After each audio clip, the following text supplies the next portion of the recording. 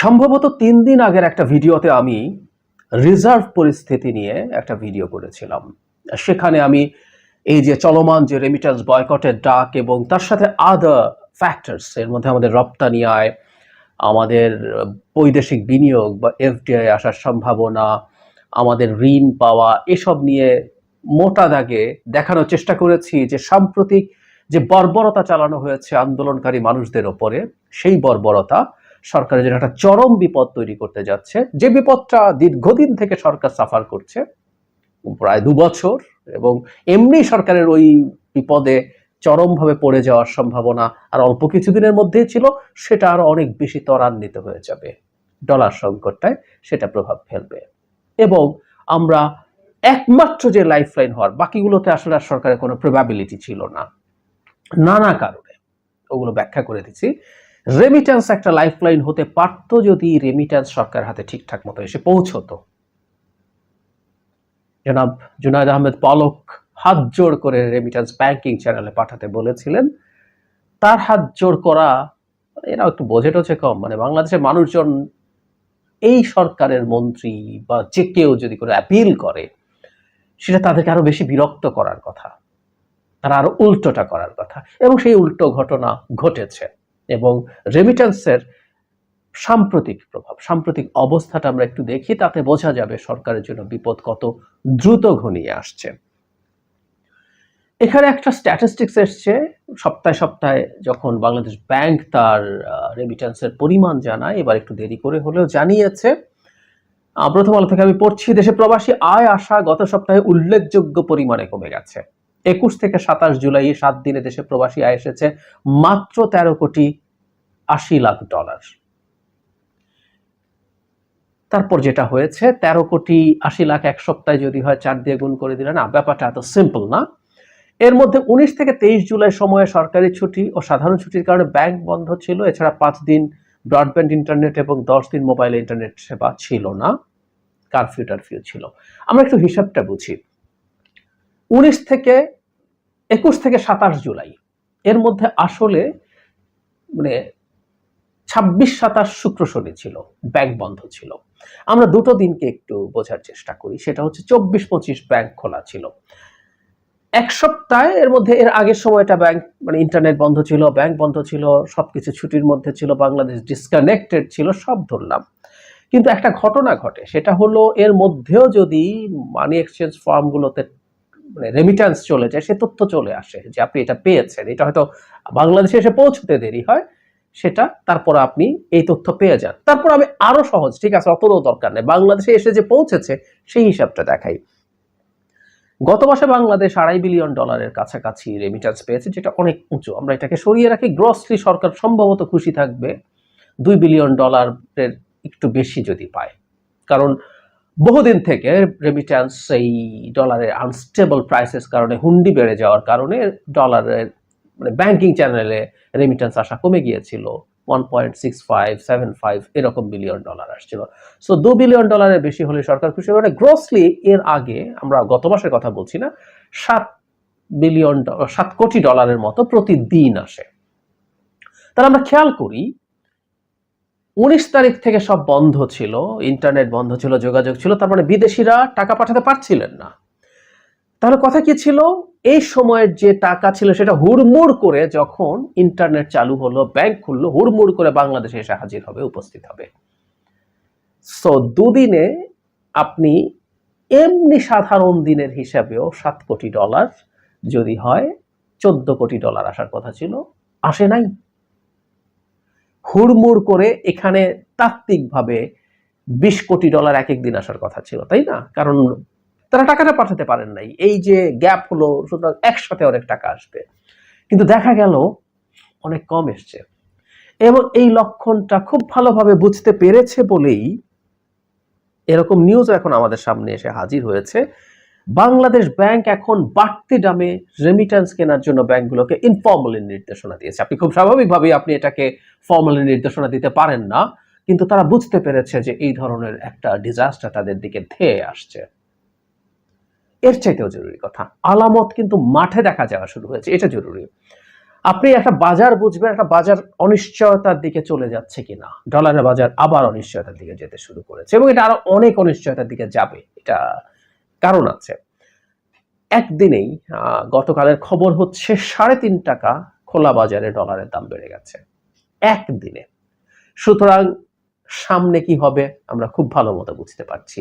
একটা কথা মনে রাখতে হবে, এক হচ্ছে ডলার ঠিক মতো আসছে না, ব্যাংকিং চ্যানেলের ডলার পাঠাবেন না, এই ধরনের একটা ক্যাম্পেইনে যোগ দিচ্ছেন অনেকেই।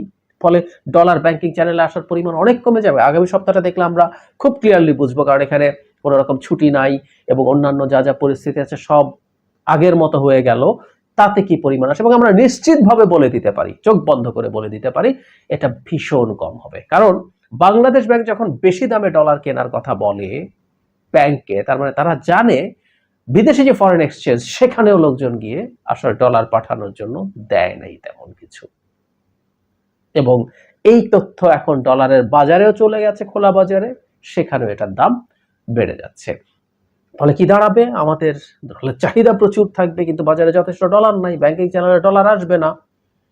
জনাব পলক না, উনি যদি ওনার মন্ত্রী পরিষদ নিয়ে একসাথে হাত জোড় করে দিয়ে আবেদন জানাতে থাকেন, তারপরও আমি ধারণা করি, আমি আমার ভিডিওর মধ্যে অনেকের ক্যাম্পেইন, অনেকের মন্তব্য দেখছি, তারা বলছেন যে তারা এটা পাঠাবেন না। ফলে এই জায়গায় খুব বেশি উন্নতি হবে না। আরেকটা জিনিস একটু মনে রাখতে হবে, ডলারের দাম আরো এখন দ্রুত আনস্টেবল হবে, হুন্ডি আরো বেশি এনকারেজড হবে। কারণ হলো, আমি আগে ভিডিওটাতে বলেছি এটার সাথে যে রিলেটেড, তাই আবারও বলছি, সেটা হলো এখন পাচারের পরিমাণ বাড়বে। এখন ধরুন আপনি যদি খুব বড় পাচারকারী হন এবং আপনার যদি পরিচিত কোনো বড় ব্যবসায়ী থাকে যিনি এক্সপোর্ট ইম্পোর্ট জাতীয় ব্যবসা করেন, তাকে দিয়ে আপনি ব্যাংকিং চ্যানেলে পাচার করতে পারবেন, আপনি তাকে দিয়ে পারবেন। আমি ধারণা করি বাংলাদেশে প্রচুর বড় বড় ব্যবসায়ীর ওভার ইনভয়েসিং, আন্ডার ইনভয়েসিং এ যেসব টাকা পাচার হয় ব্যাংকিং চ্যানেলে, তার একটা বড় অংশ আসলে, বা একটা অংশ অ্যাটলিস্ট, দেশের বড় বড় করাপ্ট লোকজনের। এই যে শত শত কোটি টাকা, এগুলো ওভাবে পাচার হয় এবং যদি যোগাযোগ থাকে সেটা দিয়ে করে ফেললেন। আর এমনি ধরুন 10, 20, 25, 30 কোটি টাকা আওয়ামী লীগের টাউট বাটপার, পাড়ার টাউট বাটপাররা কামায়, তারা দুবাইতে ফ্ল্যাট ট্যাট কিনবে, ওর টাকা তো হুন্ডিতে যাবে। সুতরাং যেটা হবে, এই যে ঘটনা ঘটলো, যে এই পারসেপশন তৈরি হলো আওয়ামী লীগের পতন আর খুব বেশি দিন বাকি নাই, এটা আমাদের চাইতে ওরা অনেক ভালো বোঝে। আওয়ামী লীগ পালিয়েছিল না, তাদেরকে মাঠে থাকিয়ে থেকে যুদ্ধ টুদ্ধ করতে বলা হয়েছিল, পালিয়েছিল, সেটা নিয়ে ভীষণ ক্ষোভ উষ্মা। এটা খুব স্বাভাবিক, কামিয়েছেন, কয়েক জেনারেশন খেতে পারবে, এখন আর কেন, এখন পালানোটাই হলো তাদের জন্য সমীচীন ব্যাপার। সো হুন্ডির রেট বাড়তে থাকবে, ডলারের হুন্ডিতে প্রচুর বাড়তে থাকবে। একই সাথে রিজার্ভ থেকেও হবে, কারণ এই অনেক অলিগার টাকা পাচার করবে, অনেক ঘুষখোর আমলা, ঘুষখোর পুলিশ অফিসার, তারা বড় বড় দানের যারা বড় বড় জায়গায় আছে, তারাও ব্যবসায়ীদের সাথে যোগসাজশ করে টাকা পাচার করবেন, ব্যবসায়ীরা পাচার করবেন। এই করতে করতে এই আনস্টেবল অবস্থা তৈরি হয়ে যাবে এবং এই বিদ্যমান পরিস্থিতিতেই সরকারের জন্য আরেকটা খারাপ খবর এসছে। ডেইলি স্টার হেডলাইন, কোটা আন্দোলনের সহিংসতায় বাংলাদেশের রেটিং কমিয়েছে S&P। আমরা অনেক আগে যখন অর্থনীতি নিয়ে অনেক বেশি ভিডিও করতাম, তখন এই ক্রেডিট রেটিং প্রতিষ্ঠানগুলো নিয়ে আলাপ হয়েছে, আমরা এটুকু জানি। আবার একটু বলে রাখি যে অনেক প্রতিষ্ঠান আছে এরকম, কিন্তু 3টা প্রতিষ্ঠানকে বিশ্বে খুবই প্রেস্টিজিয়াস ধরা হয়, এগুলোকে প্রায় ইকুয়াল স্ট্যান্ডার্ডের ধরা হয়। একটা S&P, মুডিজ আছে এবং ফিচ আছে। S&P হলো স্ট্যান্ডার্ডস অ্যান্ড পুয়ার্স, তারা বাংলাদেশের রেটিং BB- থেকে কমিয়ে B+ করেছে এবং এখানে তারা এই সংকট, ডলার রিজার্ভ নিয়েই কথা বলছে, কিন্তু কোটার যে মুভমেন্ট সেটা নিয়েও খুব ক্লিয়ারলি তারা মন্তব্য করেছে। আমি এই জায়গাটা একটু পড়ি। স্থানীয় সংবাদ মাধ্যমের বরাত দিয়ে S&P বলেছে, শিক্ষার্থীদের নেতৃত্বে ব্যাপক বিক্ষোভে বাংলাদেশ জর্জরিত, এতে 200 জনেরও বেশি মারা গেছেন বলে জানা গেছে। প্রতিষ্ঠানটির মতে বাংলাদেশ অত্যন্ত সংঘাতময় রাজনৈতিক পরিবেশ প্রবৃদ্ধি কমিয়ে দিতে পারে। আমি পরের অংশটুকু পড়ে শেষ করি। গত জানুয়ারিতে সাধারণ নির্বাচনের পরে ক্ষমতাসীন আওয়ামী লীগ চতুর্থবারের মতো ক্ষমতায় আসে। প্রধান বিরোধী দল বিএনপি সেই নির্বাচন বর্জন করে। প্রভাবশালী এই দুই দলের মধ্যে মতাদর্শগত পার্থক্য অনেক। বাংলাদেশের সরাসরি বিদেশি বিনিয়োগ কমছে, অবকাঠামোগত সংকট ও আমলাতান্ত্রিক অদক্ষতার কারণে এমনটি হতে পারে বলে মনে করছে প্রতিষ্ঠানটি। তার মানে S&P এই যে আন্দোলন হলো সেটার ভিত্তিতেই বলছি এটা প্রবৃদ্ধি কমিয়ে দিতে পারে। আমি আগের আগের যে ভিডিওটা করেছিলাম সেখানে বলেছি অনেক সংকট আছে বাংলাদেশের মতো দেশে এই মুহূর্তে, জ্বালানির সংকট আছে, আমাদের অত্যন্ত আনস্টেবল একটা লোকাল কারেন্সি আছে ডলারের বিপরীতে, এই দেশে বিদেশিরা বিনিয়োগ করে টাকা ডলার নিয়ে যেতে পারে না, নানান সংকটের কারণে এমনিতেই বিনিয়োগ, বিদেশি সরাসরি বিনিয়োগ কমে যাচ্ছিল, কোনো দেশ আর লোন দিতে চাইবে না, যে দেশ দেউলিয়া হওয়ার পথে তাকে কোনো দেশও লোন দেবে কেন, লাইন অফ ক্রেডিট দেবে কেন? আর যখন আপনার ক্রেডিট রেটিং কমতে থাকে তখন আপনার লোনগুলো পাওয়া আরো বেশি এক্সপেন্সিভ হয়ে যায়, আপনার এক্সিস্টিং লোনগুলো পরিশোধ করার চাপ বাড়ে।